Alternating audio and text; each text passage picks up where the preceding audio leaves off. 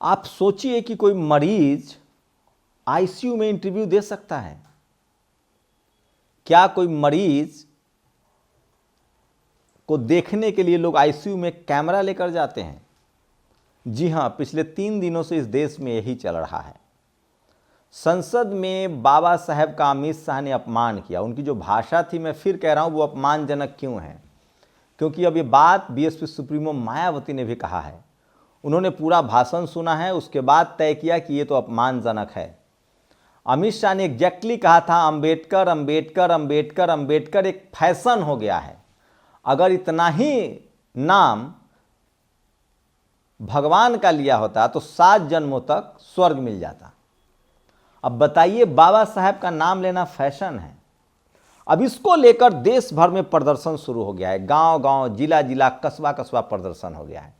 अब बीजेपी को इसका डैमेज कंट्रोल करना है। मुझे याद आ रहा है दिलीप मंडल का एक पुराना ट्वीट। उन्होंने लिखा कि ताकत तो ले आओगे, लेकिन कमीनापन कहां से लाओगे? एक फिल्म का डायलॉग है। आप सोचिए, क्या बीजेपी जानबूझकर अपने ही सांसदों को इंसर्ट करवाया? क्या यह धक्के का पूरा षड्यंत्र रचा गया? और सवाल है कि अगर यह षड्यंत्र नहीं है तो वीडियो कहां है?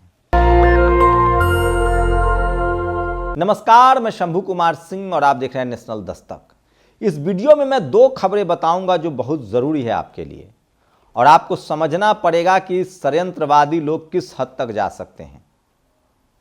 सोचिए, पहली खबर है राहुल गांधी से जुड़ी, जिन पर एफआईआर दर्ज हो गया है कि भैया आपने धक्का मारा है और आपने हत्या की साजिश रची है और आपको जेल होगी।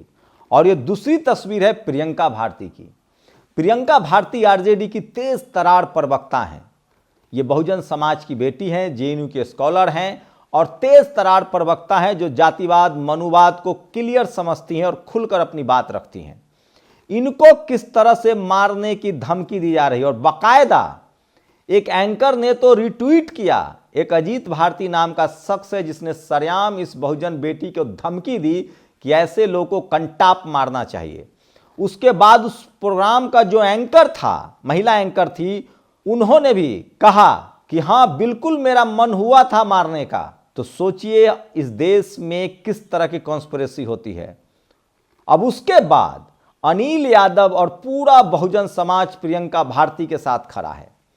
अनिल यादव ने तो खुलेआम चुनौती दी है मीनाक्षी जोशी को कि अगर आप में टैलेंट है, टैलेंट की बात करती है ना, दम है, गट्स है, तो 3 निबंध लिखा जाए और उस निबंध में जो टॉप करेगा उसको इनाम दिया जाएगा। बाद में यह प्रस्ताव उन्होंने रूबिका लियाकत को भी दिया है कि आपको भी 3 टॉपिक दिया जाए और जो निबंध लिखेगा तो आपको इनाम 2 लाख दिया जाएगा।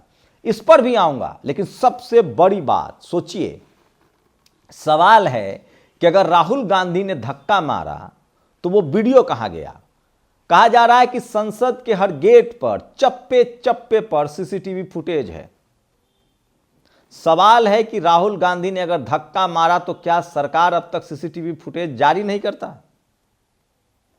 क्या यह सब कुछ इसलिए किया गया कि बाबा साहेब के अपमान के मुद्दा को भरमाया जाए?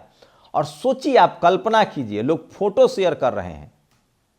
12 बजे एक पट्टी, 1 बजे थोड़ा और बड़ा पट्टी, 5 बजे और बड़ा पट्टी और रात तक बड़ा पट्टी। और सोचिए, सारे नेता मिलने जा रहे हैं। आईसीयू में कौन कैमरा लेके जाता है भाई? वहां तो जूता अलाउ नहीं है, लोगों से मिलना जुलना कम अलाउ है। अगर इनकी स्थिति क्रिटिकल थी या आईसीयू में थे तो वहां इंटरव्यू कैसे दे रहे हैं, बातचीत कैसे कर रहे हैं? क्या आईसीयू में कभी किसी को, मरीज को भी बाहर से दिखाया जाता है? ये तमाम सवाल है जो राहुल गांधी के पक्ष में बन रहे हैं। तो क्या बीजेपी बैकफुट पर है? लेकिन प्रदर्शन का दौर जारी है। अब तो कांग्रेस ने कह दिया है कि बाबा साहेब के सम्मान में पूरा सप्ताह मनाएंगे। इस बार अमित शाह मुश्किल फंसे हैं। दरअसल बाबा साहेब के अपमान का मामला चल रहा है। बीएसपी सुप्रीमो मायावती ने कहा है कि 24 दिसंबर को देशव्यापी हम विरोध करेंगे। 25 दिसंबर को फिर मनुस्मृति दान दिवस है। आज सचिन पायलट ने जयपुर में प्रोटेस्ट किया है। देश भर में यह मामला बढ़ता जा रहा है, प्रदर्शन होता जा रहा है। सोचिए, मैं सवाल पूछना चाह रहा हूं कि आखिर बाबा साहेब से किसी को क्या आपत्ति हो सकती है? अब तक इस देश के संसद में जय भीम नहीं गुजरा था। मुझे याद आ रहा है आज रामविलास पासवान, शरद यादव बहुत खुश होंगे। और सोचिए मान्यवर कांशीराम साहब को कितनी, अगर सचमुच अमित शाह की भाषा में कहे कुछ स्वर्ग है, कोई आत्मा और परमात्मा है, बुद्ध ने तो इन सब चीजों को नकारा है। बुद्ध ने कहा है कि यही धरती है जिसको बाबा साहब के अनुयायी मानते थे। आप सोचिए इस देश के, बुद्ध ने इस देश को किस तरह से न्यायप्रिय बनाया। उसके बाद इस देश में कैसे, जब बुद्ध में भारत का खात्मा हुआ, किस तरह से इस देश में जातिवाद मनुवाद की व्यवस्था थोप दी गई और किस तरह से जातियों पर बांट कर लोगों पर अत्याचार हुआ। पढ़ना लिखना, बिजनेस, नौकरी, मान सम्मान, किस तरह से महिलाओं को शूद्र और अछूत घोषित किया गया।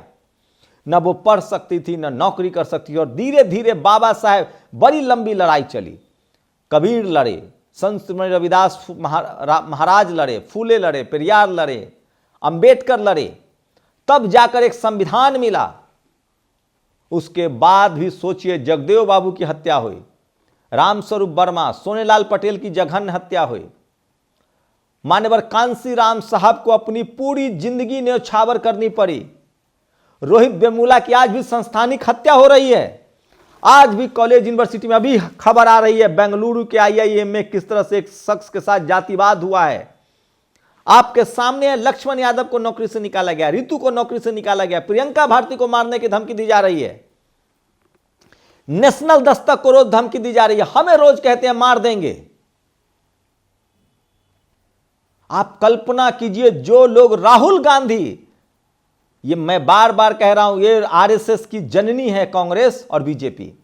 मैं इसीलिए बार बार कह रहा हूं, सोचिए आज सोशल मीडिया का दौर है, जब Rahul Gandhi leader of opposition के साथ इस तरह का षड्यंत्र हो सकता है, तो क्या क्या षड्यंत्र नहीं हुआ होगा कांग्रेस के दौर में। नीलमणि जी ने सही लिखा है कि बीजेपी में बेवकूफ मनुवादी और जातिवादी हैं और कांग्रेस में शातिर मनुवादी और जातिवादी हैं। यह नीलमणि जी ने लिखा है। आज उन्होंने लिखा है कि बाबा साहब को घर घर तक पहुंचाया, जगदेव बाबू की शहादत हुई, सोनेलाल पटेल मारे गए, रामस्वरूप वर्मा ने अर्जक संघ बनाकर आंदोलन बढ़ाया, पेरियार ललई सिंह यादव ने बढ़ाया, लेकिन मान्यवर साहब ने घर घर पहुंचाया। और कांग्रेस के समय में हुआ था बाबा साहब के साथ ये सब। लेकिन सवाल है कि जब कांग्रेस के राहुल गांधी, जो खुद जनरल कैटेगरी से हैं, जब उनके साथ इस तरह की कॉन्स्पिरेसी हो सकती है, तो आप कल्पना कीजिए। मैं इसलिए कहता हूं कि मायावती जी, लालू यादव, मुलायम सिंह यादव, शिबू सोरेन, करुणानिधि और तमाम शोषित वंचित समाज के लोगों के साथ क्या क्या जुल्म नहीं होता है। आप नौकरी में है, व्यापार में है, बिजनेस में है, सिनेमा में है, स्पोर्ट्स में है, खेल में है, जज है, जस्टिस कर्णन की तरह आपको जेल में डाल दिया जाएगा। बाला सुब्रमण्यम साहब की तरह आपके खिलाफ जांच बैठा दी जाएगी। और अगर आप मुखर होकर समाज के आंदोलन की बात करते हैं तो आपके साथ साम दाम दंड भेद होता है। आज राहुल गांधी को समझना पड़ेगा, उनको भोगना पड़ेगा। इस देश के 90% लोगों को साम दाम दंड करके सताया जाता है। आप अधिकारी हैं, कर्मचारी हैं, केस में फंसाया जाता है। मैं इसीलिए कह रहा हूं, ऐ बहुजन समाज के लोगों, ऐ SC ST OBC किसान अल्पसंख्यक, पढ़ना लिखना अगर सीख गए हो तो बोलना शुरू करो। जिस दिन इस देश के बहुजनों ने सोशल मीडिया पर लिखना, पढ़ना, जय भीम बोलना शुरू कर दिया, जातिवाद और मनुवाद की चूल्हे हिल जाएंगी और तभी आप इस तरह के कॉन्स्पिरेसी से बचेंगे। आप सोचिए जब राहुल गांधी के साथ इस तरह का कॉन्स्पिरेसी हो सकता है तो बहुजन नेताओं के साथ क्या क्या नहीं हुआ होगा। बाबू जगजीवन राम की तस्वीरें जारी कर दी गई उनके बेटे की, और आज भी हो रहा है। अब जातिवाद उनके साथ हो रहा है जो सिस्टम के हिस्सा हैं, जो नौकरी में है, व्यापार में है, व्यवसाय में। और इसीलिए प्रियंका भारती जैसे लोगों को धमकियां दी जा रही है मारने की। 100 में 90 संख्या हमारी है।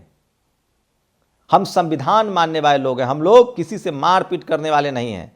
हम लोग चाहते हैं कि यह देश संविधान से चले। हम लोग चाहते हैं कि इस देश से जातिवाद मनुवाद का खात्मा हो और सबको बराबर की हिस्सेदारी मिले, हर किसी को संवैधानिक दायरे में न्याय मिले। सोचिए, आप कल्पना कर सकते हैं कि लीडर ऑफ अपोजिशन को फंसाया जा रहा है तो लालू यादव के साथ क्या क्या हुआ होगा। आंखें खोलिए अपनी। मायावती जी के साथ क्या हुआ होगा, मुलायम सिंह यादव के साथ क्या होगा ऐसा, और ये सब कांग्रेस के पाप हैं। उस समय कांग्रेस के जो जातिवादी मनुवादी लोग थे सत्ता में, वो खेल कर रहे थे, और आज वही जातिवाद मनुवाद राहुल गांधी के पीछे पड़ा है। मैं फिर कह रहा हूं, बहुजन समाज के लोगों को बहुजन लीडरशिप की तरफ बढ़नी चाहिए, और Sapa Basapa RJD JDU JMM जैसे दलों को मजबूत कीजिए। वो दल हैं जो जब सत्ता में आएंगे तो स्कूल कॉलेज अस्पताल बनाएंगे, सेना की बेहतरी के लिए काम करेंगे। मैं इसलिए कह रहा हूं, प्रियंका भारती के साथ खड़े होइए, बहुजन दलों के साथ खड़े हुए। इसलिए मायावती जी ने 24 दिसंबर को बड़ा ऐलान किया है कि अमित शाह के खिलाफ प्रदर्शन होगा, और पूरे देश में लोग सड़कों पर निकल रहे हैं। बाबा साहेब के अपमान की वजह से आज पूरा संसद जय भीम गूंज रहा था। सोशल मीडिया की ताकत है कि बहुजन समाज के हक अधिकार के लिए अब बातें होने लगी हैं। अब 21वीं सदी बाबा साहेब की सदी होगी। इस देश पर वही राज करेगा जो जातिवाद मनुवाद के खिलाफ से हटकर इस देश के हर नागरिक को भारतीय समझेगा, और सिर्फ भारतीय समझेगा, और जो जिसका संवैधानिक अधिकार है उसको अधिकार मिलेगा, और कोई किसी के साथ जाति धर्म लिंग के आधार पर भेदभाव नहीं करेगा। अब ज़्यादा दिन ये जात पात ऊंच नीच भेदभाव कॉन्स्पिरेसी नहीं चलेगी, क्योंकि अब सोशल मीडिया का दौर है। आप सहमत हैं? सहमत है? अपनी प्रतिक्रिया जरूर दीजिए। शुक्रिया। नेशनल दस्तक की आपसे गुजारिश है कि अगर इसको बचाना चाहते हैं तो नेशनल दस्तक को सब्सक्राइब करने के लिए रेड कलर के सब्सक्राइब बटन को दबाएं, फिर बेल आइकन की घंटी दबाएं। नेशनल दस्तक को बचाने के लिए बहुत जरूरी है कि हर खबर को शेयर करें, लाइक करें, कमेंट जरूर करें।